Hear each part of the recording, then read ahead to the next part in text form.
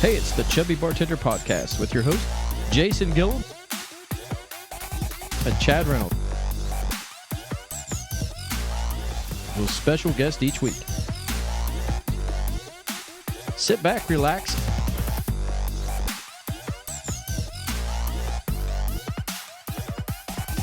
and enjoy the show. You good? Hey, we're back. Here we go. We're back. We're live here. Yeah. What's going on? We got Mr. Beau Bowman with us tonight. Welcome, Beau. How are you, man? Welcome, sir. Cheers. good. Cheers, sir. Yeah. Cheers. Welcome. Yes. Thank you. So, man, Beau, when I first met you, you were probably about 4 or 5 years old. Uh-oh. And So this is about 10 years ago? yeah. Yeah. And so you've recently come back from New York City. Yeah. And were you living right downtown New York? Yeah, in Manhattan. In Manhattan. Nice, man. Yeah. Hard to believe it's been 2 years. You've been back here 2 years now? Yeah. So that's what we kind of wanted to talk to you about was, man, how are you making this adjustment from downtown Manhattan to... Do you miss it? I'm surprised. I've heard a lot of people say that. They'll say, I'm sure it's hard to come to a small town after a big city, but, you grow up in the small town. right. Yeah. You Right. leave and come back, and family's still here, so you get to visit. So really, it's a relief coming home. Yeah. So you're not bored to death? I mean, do you see yourself like lacking culture? No, because I think Jackson's a great place to travel from. You're not leaving a whole lot behind, like a big commitment. In New York, if you want to leave, it's like you've got a big expense of your apartment and things, just any kind of bill or money you're missing. And so it's hard to travel, and then on top of missing all that stuff, your expenses from traveling. But in Jackson, it's easy to leave it. You've got 2 good airports to go to and go on a trip. So when did you go to New York? Well, it would be 9 years ago. 9 years ago. For what intent? Just to get out of town? Or? Well, a buddy of mine from Jackson named Austin Jenkins, when we were in high school, we talked about, when we get out of high school, we wanted to do the dream of going, trying to play music. And right after high school, we weren't exactly ready. And my first idea was I wanted to get into the business of Hummingbird. So after high school, we just bought some time, went to Hocking College for a bit. What kind of party was that?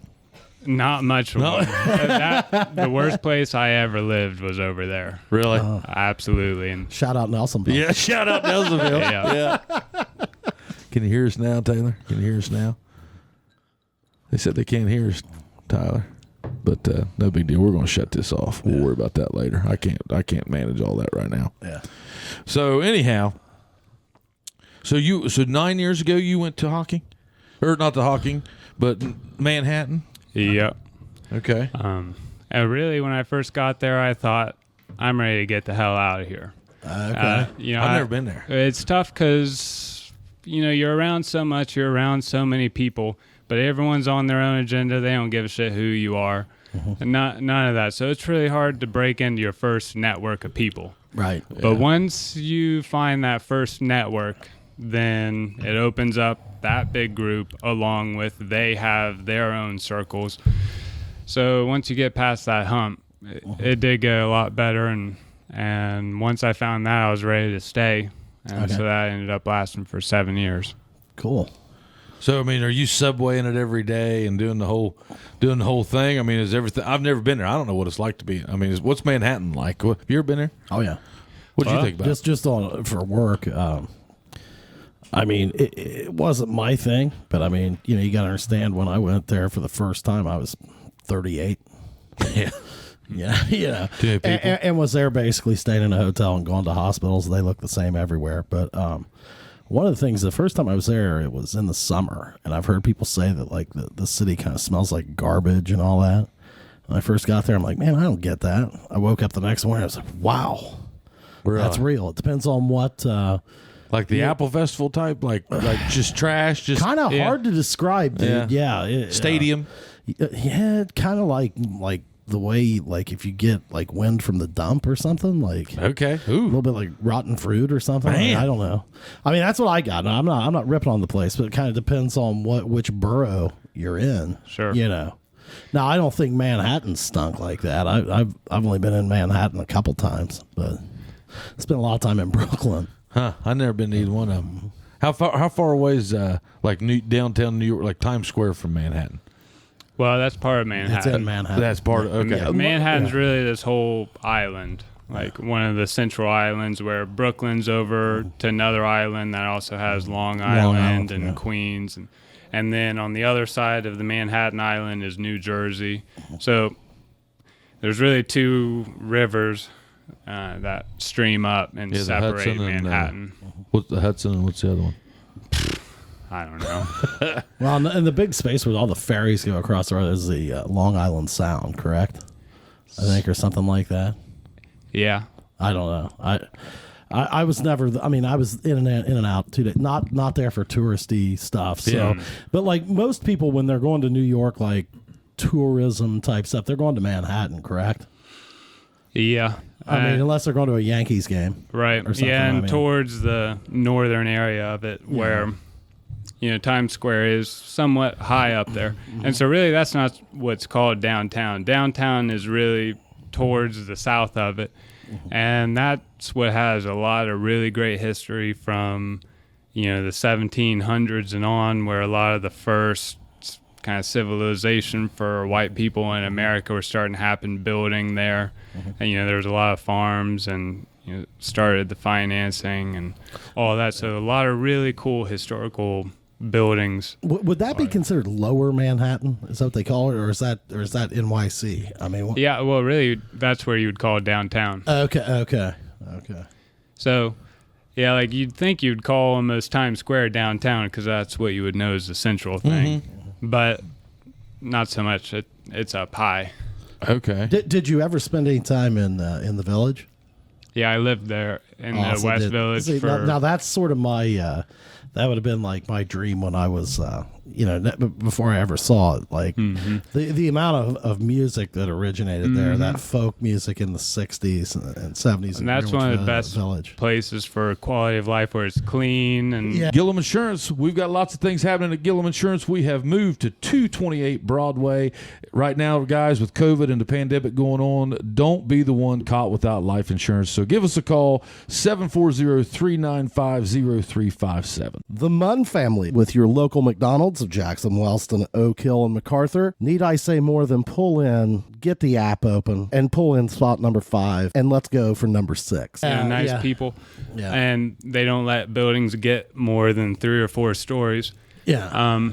But that was a place originally where there was a lot of great musicians and artists, and then you eventually had your gentrification where the people with lots of money, they then want to gravitate towards a place like that where all this cool hip stuff is happening, and then they all come in and it shoves all the artists out to go find another place. Right. So what's the new place? Well, it's gone out there to Brooklyn. So one of the first stops out there is Williamsburg, and so that became the thing. But then the same thing started to happen where, this is a cool place. People started going out even to Brooklyn. Now, most of it is just as expensive as what you'll get in Manhattan. Okay. So then you got to go further out in Brooklyn now to find where's that happening. Okay. So they just keep pushing them a little further away. Pretty soon they'll be in Hoboken or something like that. Yeah. Across the river. That would have been some of the first settled property whenever they came across here. It's all right there on the East Coast. Oh, yeah. Pretty much. Oh, yeah. So that would have been really, Old state. and with the Hudson and everything, I'd say there is some crazy history down there. Oh, yeah. Oh, and that's where I got such an appreciation, for old buildings, and I love just open spaces where a lot of them used to be industrial places there. They were doing lots of manufacturing. So in these old buildings here, I love to keep them big, open spaces, one big studio room, maybe one partitioning wall. So it breaks my heart when I see people starting to build partitions and drop ceilings in these old spaces. Yeah. Well, it's always there. It's always going to be there. That open space is always there. You can just tear it all out. You just tear it all out. Yeah, trust me. Yeah, I've been there. It's so you're kind of doing that now. So you're getting a lot of your inspiration down here from where you lived in New York, I guess. Yeah. it was the kind of thing I didn't pay attention to a lot of that until I was in New York, and when I came back, and that's kind of what fell in my lap that I got into doing. And when I came home, I said, well, I want to, go ahead and create my own place. And so I got a hold of my first building, and in the upstairs started fixing myself an apartment. And again, people were telling me, oh, you should put a drop ceiling in, get some good insulation and divide it up in rooms. Absolutely not. I'm keeping this thing wide open. Yeah. Took out a couple walls, left one, but yeah, that's where a lot of inspiration came from. What was your favorite whenever you was living over there? Like, what would you do on the weekends? Well, I mean, you traveled a lot, right? I mean, through high school, you'd been out to Colorado, you said. Then, so you spent some time out there. And then, so you really, like, you were always here, but you had seen a lot of other places. Like, man, I didn't even see the beach till I was 18. Right. Well, yeah, I was so grateful that I always had family here, because coming back to Jackson was what helped me, just for a week or so is what helped me feel okay leaving a lot. So to have a home base too, to visit, see people I know. Because when you're out there, again, you don't have the same relations you do with people you grew up with and in a small town. So you need to come back to that every so often. But you're asking about the weekends. I mean, that's something that's always different. You'll have your favorite places that have a reoccurring thing, which themselves will be different. But like in New York, there's always something, different going on every weekend. You just got to see what's coming up. But I had a lot of my favorite parties that would happen every Friday or Saturday night, bring in different people to perform. And yeah, you had kind of like your own little spots that you like to go. Yeah, and again, I was telling you about breaking into your first network of people. And at a really classic old dance hall from the 1920s there in New York called Webster Hall is where I first went to, that made me want to stay in New York. Went there and just had such a great time Saturday night. It was a nightclub up until 4 a.m. And after that, I wanted to go there every weekend, got to know a lot of the regular people there, and that was just a staple for me through the years. Yeah. Now, were you playing gigs and stuff out there? I know you're a musician. I mean, did that come along with territory there? How long did it take you to break into doing that?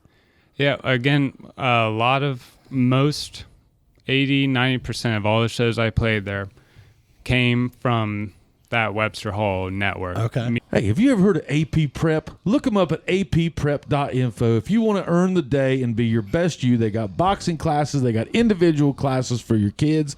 So look those guys up at apprep.info in Chillicothe, Ohio. You'll be glad you did. Construction projects? Think Geiger Brothers of Jackson. All your construction and engineering needs. Scott Massey, friend of the program. Look him up. 740-286-0800. Meeting people there who were hosting other parties elsewhere, like the bartenders there. I mean, they all have other side jobs they do, whether it's bartending here or, again, hosting a gig where it's almost like an open mic, but they kind of invite you for half an hour or longer, or we'll set up your own show for you. So, yeah, a lot of it came from that. I did a good bit of teaching, roughly 10 students a week. Okay. And that's how I ended up finding one of my best guitar teachers ever, a guy from Kiev, Ukraine, and he, a phenomenal classical guitarist, moved to New York 30 years ago and kicked my ass into shape. Yeah. So did you, when you started off, you started playing music in New York, did you have to do like a lot of open mics? And then somebody sees you, or was it just a friend of a friend? You start jamming at a party or something. Yeah. And I mean, or how did that evolve? Yeah, same story. One of my good friends who's a bartender there at Webster Hall, we just had such a good relation, and he's one of those guys that invite you to play at one of his shows. Okay. Did that and started and are regularly. a lot of people doing like these private events and stuff like that? Oh, yeah. And it's like an event like, do people buy tickets to those, or is it just like invite only, or how does that work? I mean, yeah. Well, yeah, the private events really are what's the most exciting, because when you just feel like you're part of something exclusive in general, that just gives it. Well, I mean, that seems to be different, really big on the East and West Coast. I don't know. It's probably died down with COVID and stuff, but like that wasn't that the thing? Like just promoters going out and throwing a large party. I mean, you know, nothing different than what the man sitting right here is great at. But I mean, did you do a lot of that? I mean, going to like private parties that maybe you would get invited House parties? to? Yeah. I mean, one that really sticks out to me is the lead singer of The Strokes was going off and doing his own solo thing. Yeah. And I had a friend who worked at a company that did a lot of marketing for big brands like Pepsi, etc. And so he got a couple invites to like a 50-person invitation in a little just regular hotel cocktail room.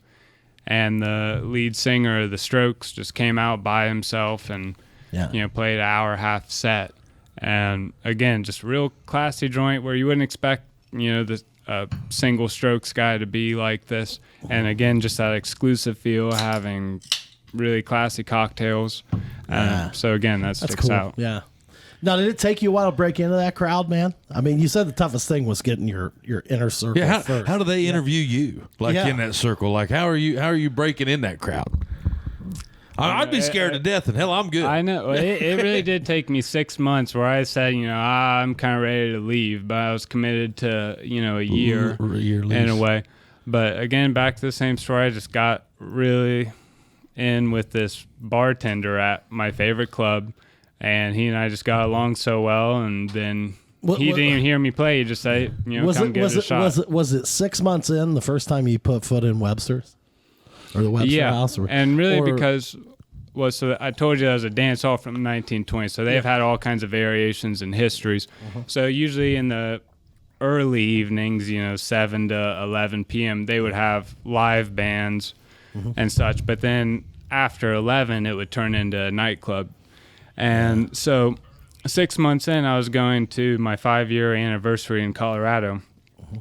And so I flew out there, and I'd always wanted to go to Red Rocks, and I'd always had this bias against electronic music. Would make fun of it, call it dial-up music and things. Right.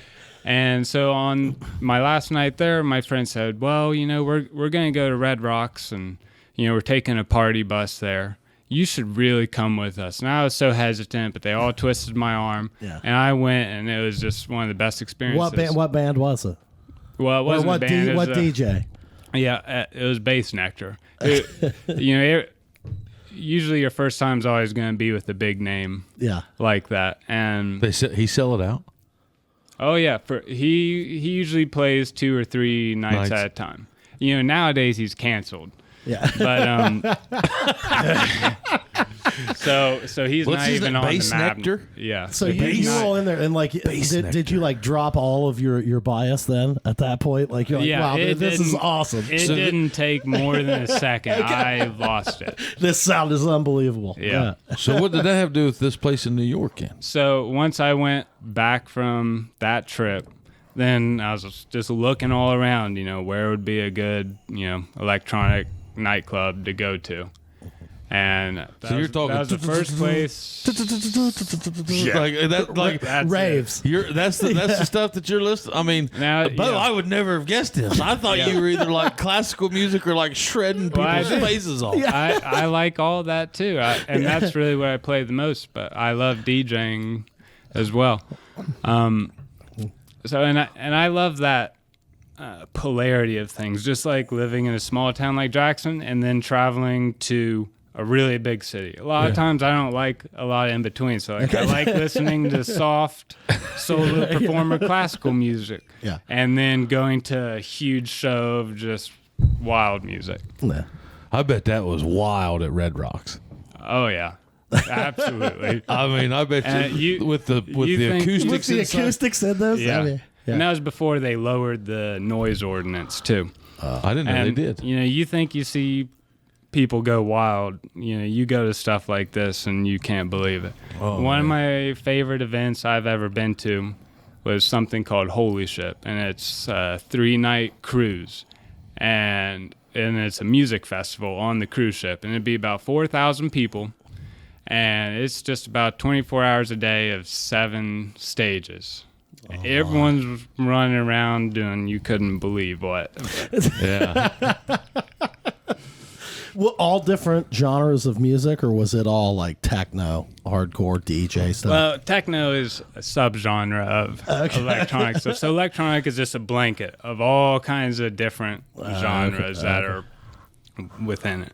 Okay. So, yeah, this one did focus towards house music, but a lot of freeform bass, dubstep, trap kind of stuff. So, but mostly so you house. took a deep dive into this stuff, man. Oh, You yeah, heard it, really, it's like- that's kind of and my it's still main, going on. Yeah. That's my main gravitation in music, really. And I feel like that's where the freshest music is coming out, is in the electronic So scene. you'd rather mix and DJ than what you would sit down with a guitar now? Not necessarily. I really love hybrids of things, bringing different styles together. And so there's Country a lot and of, Western. yeah. I mean, yeah, there's You always like to throw that in. I love a good country and Western take. Sing us a cowboy song, though. Yeah. yeah, So, so, what I do you mean, mean hybrids? You mean like you're bringing in like so you'll do I don't want to say like a mashup, but like are you?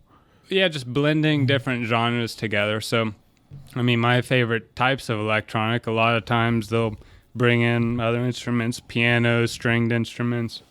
I love it whenever they take like one of those old, like let's say they'll take one of those 80s, like let's just say choir-y ballads, and then they'll come in there and throw a rap beat over top of that. Like, you know, dude, I love those. Yeah, the production and skill of everyone's always getting better. So I love it when they revamp and bring something new to old classics. Yeah. And a So lot of times they can butcher it, you know. Where are you finding this stuff at? Oh, it's all over. As soon as you get into it a little bit, it is an endless wormhole. And Spotify, Apple, YouTube. I mean, well, most of the time I'll use SoundCloud, and that I've got a lot of stuff posted up there. My own DJ mixes. explain to me SoundCloud. What's SoundCloud? I've heard of. It is a streaming platform that anyone can post their own stuff up. It's almost like a social media of music. You make a profile, put your own stuff up. You can like and repost and comment on things. Pudge, why are you not on this? Yeah, I don't know. This is a world that I need to get into. Oh, my. There's a lot of channels that do just podcasts and Well, even music and stuff. I mean, I knew that You like, would love to get on there. And Well, they used to. What was that one they had like years ago? And you'd see these guys, and they would share, and it would come for. They all did it. I'm just drawing blank. Like Gary Everett used to. Whenever he would, it might have been SoundCloud, but you would have to go open an account to listen to it and do that type of thing. I mean, it's kind of the same deal, isn't it? you don't need an account to listen. You do to start Reverb posting Nation stuff and reposting and all that. I'm thinking Reverb Nation. And now the only problem with that is you get a lot of filler. Anyone can put something up, and then if you start following someone, they'll repost this and that. And so you have to figure out how to edit, and then you got to go through maybe 5 things before you find something you like. Can they steal your music? Oh, yeah. Yeah, people rip it all the time, especially like if a song's unreleased and someone wants to throw it in their DJ mix. Yeah. If they've posted it, then they can rip it, and it's usually a lower quality because they don't get a direct lossless download, and then they'll throw it in the mix, and there's drama about that kind of stuff. Okay. That's just the music business, Right. Yeah. Oh, yeah, Pirates, to me, it's a man. compliment. Like, if you're going to put something out publicly, then just release it. Let people play with it, and let people advertise it for you. So you're cool with that? Absolutely. Well, but whenever you're trying to monetize that, that's whenever they get all. But that's why you should go ahead and release it where people can download the song for $1 and then put it out at a good quality. And again, then it's putting you out there too. Yeah. And just in general, I don't really think anyone is ever the creator of anything, but music is specifically what we're talking about. Every sound, every phrasing, lines of sound, they all already exist, and we're more navigators discovering them and just kind of getting in tune with them and bringing them to life. So a lot of people are like, "Oh, this is mine. I want to keep it." Right. It's been done before. Well, it's not just been done before. It may be something unique and new and never heard before, but the idea of it was always there. Right. It was just discovered and brought to life. Yeah. It took me a second there, bro. Deep. That's deep. Yeah, that's deep. You got to understand, man. You're dealing in the shallow end here, Beau. So, Hey, now listen. Now this Beau Bowman Yeah. I don't know that there is a better guitar player. I'm anxious to hear some of that tonight. I mean, maybe in the world, but I'm sure there is. But he claims there's a Ukrainian in New York that's a little better than he is, he says. But wow, I'd have to hear that guy. I've played in the tri-state, and I've never seen anybody that's. I mean, so your music IQ is way up there. It's different. I mean, to do what you do. I wish I could consider myself a better musician, but a lot of times I end up just being more of a guitar player. I like doing dumb shit and taking it as far as I can, but when it comes to real musicality, something that's really catchy, well structured, and really bringing that's where I lack, and I like just getting around the neckboard a lot of times, so it's too much noodling. So I wish I had a lot more of that, and so I know there's so many, and it's amazing even in like southeastern Ohio how many great real musicians there are. Yeah. Beau, if we go like back grassroots, so in high school, when you like, how did you start playing? When did you start? Sure. Well, Pudge, you're friends with my brother Morgan. You know, he was big into the classic rock bands, especially AC/DC, and Zeppelin, Guns N' Roses. So that's where I was first exposed. And then when I was 8th grade, middle school, when Seven Nation Army by White Stripes came out, that's when something really... That's when you wanted a guitar. Yeah. Well, actually, it wasn't guitar first, but it was just the most catchy thing. Drummer? I could not get out of my head. Yeah. Was you a drummer? Yep. Oh, what did a drum song? Oh, yeah. No, Beau reminds me of a drummer. You remind me of a drummer mentality. So I had a good buddy, Alex Bagnall, and he's like, he already played guitar, and he said, well, you get a drum set, and I'll work on the guitar part. So I went into Hummingbird and, bought a cheap drum set. And then that's where I ended up falling in love with Hummingbird and wanting to get in there. And I'm really glad Hummingbird's here. Like I particularly get a lot of enjoyment out of having that store here. I mean, it is easy to go down there. How many times on even the podcast have I needed to go to Hummingbird and get something? Well, I remember back when we were working together. I mean, you were just starting to play out. Oh, lot, breaking a lot of strings. Yeah, and I just remember, I mean, I'm not a musician, man, but I certainly appreciate it and love like live music stuff. And going in there just like talking with Walt, I mean, that guy was a treasure. I enjoy going in there talking with Mark. See, I'm not familiar. I have not been in there since the new ownership, but it sounds to me like it hadn't skipped a beat. Yeah, it's about the same. About the same. But so when did you? I mean, because Beau, you've taken a huge deep dive into this music. Like I know you know this, but what you can do is not just. I mean, you've went way past entry level Google. What chords are these? I want to play around a campfire. Like you're like, do you have any certificates in music? I mean, have you went and got any type of like formal classes? Because you're off the charts from what I've seen. In the end, I don't think that stuff matters much. But again, I told you I went to Hawking and I was going for music business, production, performance. And I got all the way through there, and I really butt heads with one teacher who failed me in social media class. Okay. Like literally, if you failed Facebook, exactly the only class I failed. Yeah. So, and then I had already paid to do like the final capstone and get that certification. Right. But because I failed social media class, I then couldn't take capstone, and I just said fuck everything and left. Yeah. So now, did you learn how to play the drums? Yeah, for the first year, that's where I sat, was playing drums. So where was the jump then? Where was the jump? You were like, all right, hell with the drums. Well, because I was interested in Hummingbird, I was like, well, I should start learning as many instruments as I can. And my brother Morgan, he's like, all right, well, here's my guitar. Here's how you get started. And then I took some lessons there, and my friends around me were playing guitar, so I picked it up from them. Epiphone SG. Oh, okay. Yeah. Start off on electric. Just like Angus Young. So that's why Angus my brother Young, had it. AC/DC, yeah. Red. Red and black? Yep. Red and black? So that's how I got onto it. Then I went to my high school in Colorado. I took guitar lessons every year I was there, and it was the weirdest thing. Every year I was there was a different guitar teacher, and every one of those teachers was perfectly in line with what I needed that year. My first year of guitar playing, I only wanted to listen to Led Zeppelin, learn Led Zeppelin songs. This guy was an old head who had been to Zeppelin concerts and could play everything. Yeah. Showed me all that. The next year I started taking into like metal, progressive metal. This guy was a classic metal head. Showed me all that.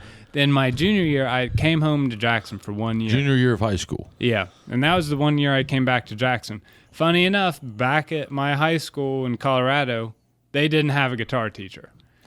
Then I went back my senior year, and I was thinking, oh, well, I'm going to end up going to college for music or something. So I should start learning how to read music and play, proper stuff, classical and such. That teacher was a classical teacher.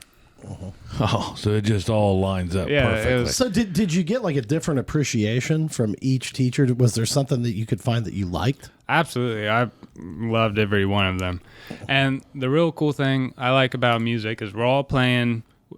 In Western music, we have 12 notes in our system. We're all using those same 12 notes. Right. And we're all dressing them up and phrasing them and approaching them in a different way. But we're all messing with the same stuff. And so really What do you you can call take... Western music? Well, like Western world. Like in the Eastern world, say India or so, Yeah. they have more notes in their system, different like instruments. 33. Yeah. So like a set of bagpipes, or No. or like you talking like Indian style, like Right. flutes and. You're saying that Yeah, those it's more microtonal where They've got a stringed instrument over there. It's very famous. like sitar. Sitar. Yeah. Yeah. Sitar. Yep. So So you're saying that their note scale goes farther than ours, or just like, Well, or will they have different modules? You of know, that an notes? octave where you have one note and then so many notes till you hit that same note again in a higher register. Yes. Now, an octave is, say your first note, like an A, is 440. Well, if you double that, and when I say 440, that means hertz. And a hertz is when it vibrates, how many times it vibrates in 1 second. So 440 vibrations in 1 second creates this A. Now, if you double that, 880, that's your next A. Octave. It's an A again, but it's a higher register. So there. That's Let's learn something. now that's the strongest harmony there really is. It is an octave. Now there's those other 11 notes between it before you get there. So now, like in the Eastern system, you'd have that octave, but you'd have a smaller gap between each note. Do they number those? Like, Yeah. So how do you read that? So if it's a 440, how and they wanted to plug you in at this octave. Would that be a number system, or is that Well, they're not going to show, like if you're reading music, it doesn't say, oh, it's this note, so it's ringing at this hertz. It's all already mapped out, but it just shows you what the note is and play it. And if you want to go and figure out exactly what the hertz is, you can figure that out. All right, this knowledge comes from, I assume you must have had several music theory classes, and did you actually learn like Eastern theory as well? Very little. And the most interesting thing, though, about Eastern music is their rhythm. So, again, I mean, there's all those extra notes for your harmonies and such, but their rhythms, I mean, all of the music we listen to is in 4/4. So 1, 2, 3, 4, 1, 2, 3, 4. Yeah. But you wouldn't believe how far-fetched they can take these rhythms and keep track of it. I mean, up to, like, the 50s, 60s of numbers, where there's just these... Again, it's so hard to wrap your head around. In a way, it's almost hard to enjoy listening to because it would just throw you around and you can't catch anything. That was going to be my next question. Yeah. Like, are you a guy that could turn on an Indian record, or an Eastern record and kind of enjoy it? Because the Beatles took a deep dive into that, right? But even a lot of that stuff, you can get inspiration from it and bring it back to your more how the structure to be. Right. So you can do that, but at the same time, Yeah, I like this. I like the stuff that's really out there and polyrhythmic, weird time signatures, but it's just really hard to catch on. And so you got to kind of humble yourself that you're going to get thrown off and you can't be with it. But you still just kind of have to take it for what it is and kind of catch on a little more at a time. So you're saying so they can go the 1, 2, 3, all the way to like the 50s and 60s. So I'm just in my mind, I'm trying to process And- how that could feel. And it's usually much faster. So is that like the EDM, like the? No, like all EDM's 4/4. Okay. See, and I But- always thought 4/4. This is how stupid I am. I always thought 4/4 was basically an abbreviated or correlated number with 440. Ah. Well, that's a good correlation, but no. That's what I always thought that was. I Yeah. was like, okay, if it's well, I shouldn't say that. I knew 4/4 was timing, and I knew 440 was tuning. Yeah. But I also thought like 440 tuning was like your standard 4 on the floor. I don't know Yeah. why in my mind. Well, those are like the two big standards. 440 is the A that everyone tunes to. 4/4 is in Western music the time signature. Yeah. So, no, but they're totally different things, but I've never thought of that. That's pretty... I mean, I'm not trying to be too deep. No, I'm it's trying to good. be deep. Way to go, Pop. So those time signatures, that bottom number is a 4, so that means a quarter note. So that means every quarter note is a beat in the time Yeah. signature. And on the top, that means you have 4 of those. So 4/4 means you have 4 quarter notes in a measure. I know it would take more time, all right, but now, so Beau, all right, I want to go back to how this guy Then I want to talk about shuffles. gets to where he is. I want to talk about shuffles. Yeah, like where did you? All right, so most of the musicians that we've talked to on the show are kind of they played by ear. Most do not read music that we've had on here. At what point did you start reading music? And does that come into play when you're making your music? sure. Well, really, one of my favorite things I've ever heard someone say about music came from Victor Wooten, great bassist. And he has a story where, or not really a story, but a saying, when you first start to learn English, you don't sit down at a book and start reading and figuring out how to write. Right. You just start talking. And listening to other people, and they'll talk to you in a dumb little goo voice, Yeah. but you just start picking it up, and you keep trying, and then you're immersed in that language. So, and then afterwards, you learn to read and write. And so I think it's a problem a lot of times when you go into a language, say music, and you try to figure it out by the book, how to read and write it. You need to learn how to speak it first. You're only as good as your comprehension. Right. Yeah, so you are better off learning by ear, just get into it, figure out your own thing. Then afterwards, you can learn how to read it, learn the rules, learn how to break them. Yeah, and that's how it went with you. Like you learned by ear as well. Yeah, And then you just started learning the structure of music and how to read the notes and things of that nature. But the nice thing is, like with guitar and tablature, there are kind of guidelines, and they'll show you just kind of the notes without having to read music, where it helps guide you just by listening to the song, going to the tab, and kind of figuring it out, though it's not extremely accurate. So it was a little bit of a mix, and again, my brother was giving me material when I went to it lessons. kind of seems to me. I mean, kind of seems to me that like you couldn't just start reading music and play it. Like you've got to have the ear to hear that. Hey, that's an A. And be able to repeat it. Right? I wouldn't agree with that. Would you? You know, like you think No. You could could just teach an read- A. You I could think- read the music and just. One of the best things that would go along with what you're saying is if you can play a note on an instrument and just really Understand know it. when you play here at this spot, Right. it sounds like this, produces and you that get sound. familiar with it. So then if you end up hearing it later on, you're like, oh, that's the note, and it's right around here. Maybe you miss it and correct yourself. You do that enough times again, then you start to really get familiar with where those notes are. So like right off the bat, I mean, there are people who can be like that. It's kind of a born gift. So there's what's called perfect pitch and what's called relative pitch. And perfect pitch, you go right to it. But relative pitch is... Which you're talking like perfect pitch is like Carrie Underwood. Okay. Right. I mean, no, I'm just saying. I mean, she's going to be right in line with where. I mean, Bo's like I hate her. Well, you don't even probably know who she is. But what I'm saying is I mean, if you did a digital measurement Right. of where she's supposed to be, She's right on it. and if she's not right there, then the board will take her there. Right. Yep. Like now, you can get these digital effects. They're going to put you pitch perfect. Well, yeah, like auto-tune, but still, you have to get close enough before it'll correct you. Yeah, you got to get to here before it takes you to here. Yeah, most people, they don't need that. You know, and when someone uses that, you can tell it's kind of cheesy. Now, if you were to record something live and then go into a program, then that's when you can really make it seem flawless and like it was all perfect, and that does happen.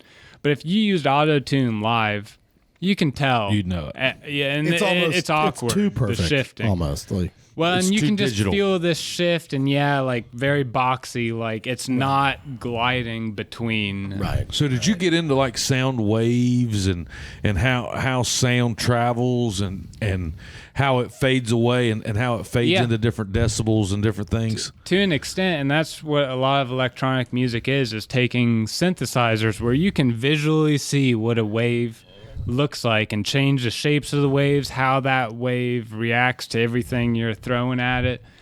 So that's a whole different world. Isn't That's it- so interesting. Is this where the numerology came from? Because music is essentially just numbers. It gets correlated, but no, it's not where it came from, but maybe subconsciously that's where some interest came from. Then I'll tell you what blew my mind was the Nashville number system. Yep. And you're never more than 5 away. So you'll be on stage. Correct me if I'm wrong, and I know it, but I don't know it. So so here's where the ear comes in. So let's say I get on stage in Nashville. Well, everybody's got in earbuds. Sure. And you can't lean over. You're 40 feet away. Right. I can't just lean over and say, Chad, what key's that in? Right. So you'll look at me and go, 415 or something. Okay. Well, then I got to find out what the 1 is. Right. And the 1 is the root chord. So I know if the root chord's A, so then there's your 1. So A, B, C, D is 4. Yep. E is 5. There you go. So they'll go 1, 4, 5. Okay. Yeah, it becomes tricky because depending on what key you're in, you got to figure out where those flats and sharps Flats are. and sharps are. There's where I get all crazy. I know, it's tough. E minors and all, it's that. Now, do you have some insight for us on that? Oh, he eats that up. Yeah. You're way past. the That's a Nashville long numbers. story. You just feel it or what? I mean, Do you know it? Like, could you get Nah, up there and do it? Like, as far as if somebody was if you went into a studio and they said, "Hey, we're using the Nashville number system," could you do that? Could you follow along? Now, what they would expect you when you go into a studio like that is that you just get it right now. Yeah. So I can follow on to what they're saying, but I would still need to like take a minute and like just, especially when you're in strange key signatures and like they're voicing the chords different and like what kind of style they're trying to play it. I'd like to take a couple minutes and like figure out the best way to do everything. But I mean, they want you on the spot. And they want it perfect. Right. And So- that's crazy, man. So is that like behind all that classical stuff that you do? And I know classical is like considered the top. I mean, what would you call that? I mean, the just the absolute pinnacle of music as far as building the musical structure. I mean, it's a foundation and part of the history, and it's got a very sweet sound. It has lots of different ways to express itself. What kind of timing would you call that, though? Like, Well, the great thing about classical, especially when you're playing by yourself, is that you can really manipulate the sound and interpret how you want. So if you want to speed it up at a moment and then draw it back and slow down, you have the ability to do that, which you can do in any style of music. But there's a lot more interpretation that you can do in classical. all right, I've got a completely ignorant question here. All right, you're playing classical guitar. Do you use a different guitar? Yeah. Like that makes me think like 12 string or something, or No, I mean, really, it's the type of strings that are different and parts of the guitar, but they're nylon strings. They're very soft and they have a very sweet sound. Kind of plucky sounding, not strummy. Well, there's different types of plucks. I mean, there's different names for the types of plucks. You can get different types of tones. Okay. Oh, I know that. This is like, I don't even know how to describe what level classical guitar. I'll put it this way: I got turned on to classical guitar because they said Brad Paisley learned to play guitar by playing classical guitar, and he's like, I mean, he's the country, Stevie Ray Vaughan. He's just burning it up, but supposedly if you can do classical, so when it comes back down to this timing thing, are these the? And I know that it depends on the song and how that song is structured and feel. But is that where I'd find something that's like 50 or 60 beats? No. I mean, classical guitar, you could play those strange time signatures. On a classical guitar, like Willie Nelson, he uses a classical guitar. Willie's classical. You can play a classical guitar on anything. You can shred metal on it. Yeah. Okay. A lot of people do. Yeah. You have online. Yeah. I've seen you shredding on a classical guitar. So, I mean, it's really just what you bring to what you're playing. Like the Sounds medium. like a lot of broken strings, though, right? No, it's a soft play. Okay. Yeah, the problem with nylon strings, you can't really bend it very much. Not that you'll break it, but just the tone shift. Okay. You can You're not barely gonna get get up that. to the next note Okay. without. Okay. So what got you wanting to play that? Like just to dive into that world of music? Well, Is you're that- your Well- teacher, right? Your senior year. Yeah, Well, I know, but- exactly. but that's not something you just go learn. Just naturally, that just always sounded so sweet as a kid, and a lot of video game music Is has a classical. lot of those features. Even though they would do it a lot with the computer, MIDI stuff, but all those composers were all classically. How do you think they did that shit back in the 1700s, man? Like, how did Beethoven come out with? I tell you what, those guys were plugged into something different. I mean, was it mushrooms? No, was it peyote? I think what was it? I think when you don't have all the connection to society that we do, I mean, even just like the distraction, like always looking at your phone or always looking at this, that, and like just thinking all these things. First 10 minutes of this, I felt like a kid in the that playpen. disconnects you from the muse that's going to bring you something. But the farther away you can just get away from all this stuff, it will start to come. Did you ever get into how they came up with the A, the A through G and the? I mean, did you? Yeah. Okay, so how was that all done? All right. Well, I would really recommend you to a really cool video called Sonic Geometry 2.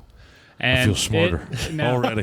It shows you how all of the notes in our system come from various patterns of nature. So that space between one note to the other, they're following sequences that happen in nature. So there's a lot of cool stories in there. You heard it on the Chubby Bartenders, folks. Yeah. That sounds so deep. I don't even know if I It's want to so get cool. into awesome. that. And they follow, again, it's called sonic geometry. They follow, degrees of shapes that we use all the time, triangles, squares, hexagons, blah, blah, blah. And the way that all these numbers add up and our note system follows that naturally, it's something. Oh yeah. When was it discovered or invented? I mean, When was music discovered? yeah. Well, a lot of people will say it did originally come from India. And you might even say a lot of people believe that consciousness started as a sound. So maybe there's just a stillness, a darkness, and then all of a sudden the sound started to come. And then that just grew into more and more. That's awesome. I mean, that's just this is mind blowing to me. Like, Yes. I mean, so you're saying that all of this stuff just keeps compounding, and then those sounds get blended in with these sounds, and this timing, and that's how it's all evolving. And what year are they saying that this all happened? You've had to have covered. Well, that's up to interpretation, belief, unless... I mean, I don't have my own personal experience where I can say I really believe all of this. I just like to gather information from different sources and say, some people say this, blah, Do you blah, believe blah. it came from India? Yeah. Do you? Yeah. So, like, how would you bring that over here? And then, like, I'm trying to just think of like the foundation of what I listen to. And let's say that, so then you have India, and then you have the settling of the United States back in 1492, right? The Discovery, Discovery, that was whenever the first ships were coming over. And so they're bringing that stuff, sometime through there. How do you get from that in 300 years or 400 years to bluegrass? Well, I think just and flat picking and relatively, 300 to 500 years in time is not that much. I mean, when you think that much time, it's a lot of time. But if you think, it depends on what your belief is of how long things have been around, 6,000 years, 6 billion years or whatever. It changes the relevance of how much that time is. But either way, in America, I think everyone started to like more catchy things. And 4/4 is very catchy where everyone can catch on to it and move along. And was bluegrass kind of the first American version of the 4/4 standard time? Well, I don't know. It's probably whatever Europe brought over with them. Yeah, I think what's really cool when you look at like American music, particularly here in like the Appalachian area. You have bluegrass and actually now that really I think about deep it, folk. bluegrass is probably one of the youngest.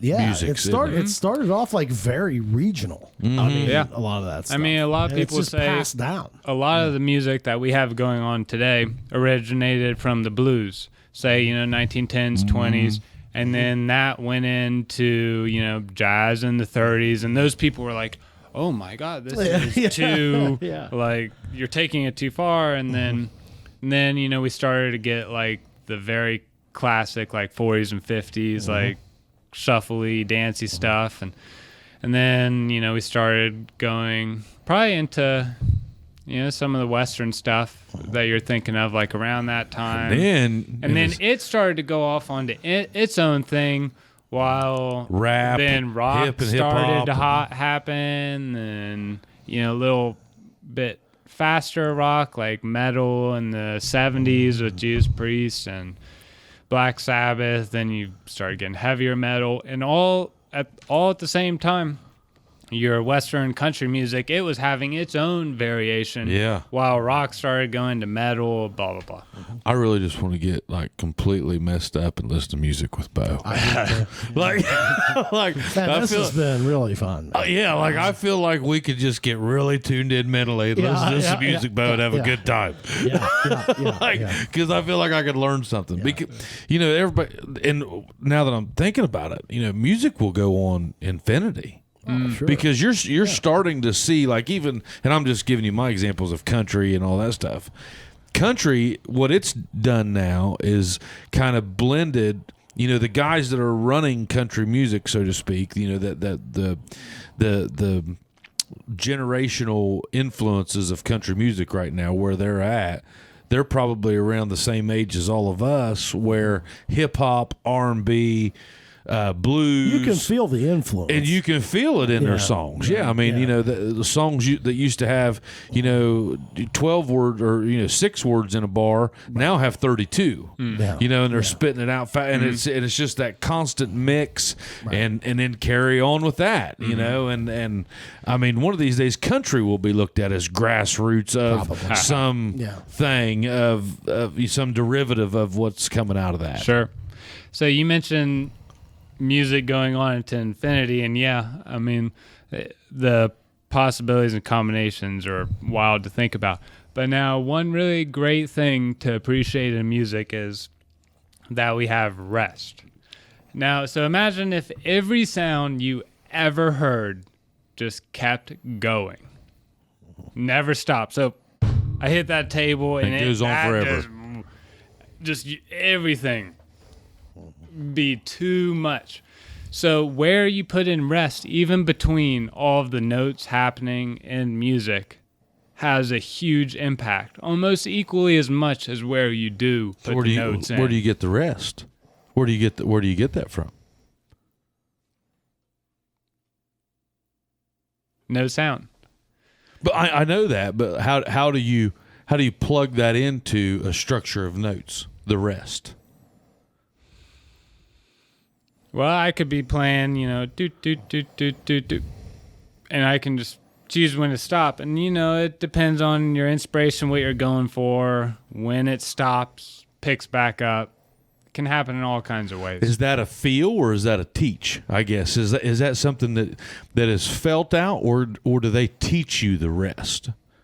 Felt out. It has to be felt. And even harmonically, a lot of times, based on how the things happen in the key and so on, you end doing certain things back at kind of a ending note.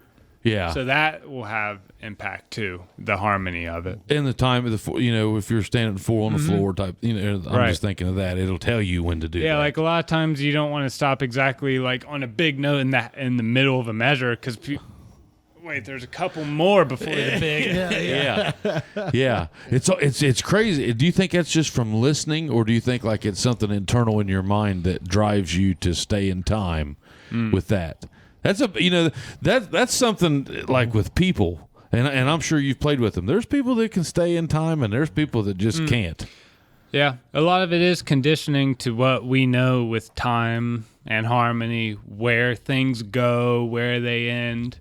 And, we all do have bias based on what we've heard over our whole lives. And so we do kind of gravitate towards that and try to make a little bit of variation and difference on it. And so, yeah, you do want to give to that, especially to like people listening. You don't like, it's fun to throw people off a little bit and to make something different. But you really want to make it to where it's purposeful and makes sense, even though it's different. Yeah. These punches is what is changing country music that I'm seeing, is just the punches and the stops and the rest. That's been the big thing that I've seen has changed, where they're not so ballady. Like a ballady wouldn't really have much rest. I guess it could. I mean, a lot of times they'll take one note and drag it out for a long time. Yeah. And then, so, they couldn't just boop, boop. I mean, you really got to just take one note and expand it. Oh, man. Yeah. That's mind-blowing shit to me, man. Great, That's mind-blowing shit to me. Yeah. How long we at, Tyler? 56. Beau, we've been an hour. Anything else you want to cover? We like to keep them in an hour now. Yeah. We've been keeping it. So here's what if but there's the deal more, involved. then you got to come back. And now that I right. know that you're good at this, We're good. and you're across the street, your ass Odds is of on this the guy- list. Odds of this guy coming back 100%. I mean, we haven't even scratched the surface of numerology. But boy, it's been, we might talk about that on the live a little bit, but yeah. Well, we haven't. There's all kinds of stuff. We haven't talked about any of your downtown real estate adventure or ventures or what you're planning on my doing. goodness, none of we that just stuff. filled an hour just questioning the guy, man. Well- I mean, he's educating us. It was awesome. His music. I mean, I don't know of anybody that could even really try to have that music IQ that you have. I know plenty of people. No, I'm saying to me. Well, I'm saying Even here, though. locally. Like Bart Wiseman, much better musician. And great entertainer. Could play a lot of stuff. I mean, there's so many different, qualities of playing music that you can have. Lots of that, different you avenues. might specialize really well at this and this, but someone like Bart has the whole package. Yeah. And, then my good friend Jordan Lombardo, technically, harmonically, and just musicality, he just pours it out. Yeah. There's another one. There's another. He's another one that's off the charts. Yeah. I mean, I'm talking music theory types. Music. We talk about like football IQ. Oh, yeah. There's 3 seconds that you have to make this decision, Right. and this is the play. Go 1, 2, 3. You better make the right one. Yeah, and generally it makes a difference. And man. generally, I that's mean, the difference between thing. the good Yeah. ones and the bad ones. Yeah, But yeah. We're going to do this again. Yeah, absolutely. Good. Thank you, Morgan. Bob. Thank Really- you. really Not Morgan. enjoyed it. Yeah. Shit, Beau. Hell, Morgan, you, you're. sir. I always associate. Do you remember Morgan? Do you remember Morgan? Yeah, Beau? I do, but I remember his older brother, Denton. Denton. Okay. Yeah, I'm Morgan's closer my to his age. age. Is Denton your age? Denton was 2 years ahead of me, but yeah. Okay. All right. Same age. And tell your mother I said hello. Hi, Diana. So cheers to you. So, hey, we're coming back with part 2. Beau Bowman. Tune in. Chubby Bartenders. Like and Take subscribe. care. Like and subscribe. See you. See ya.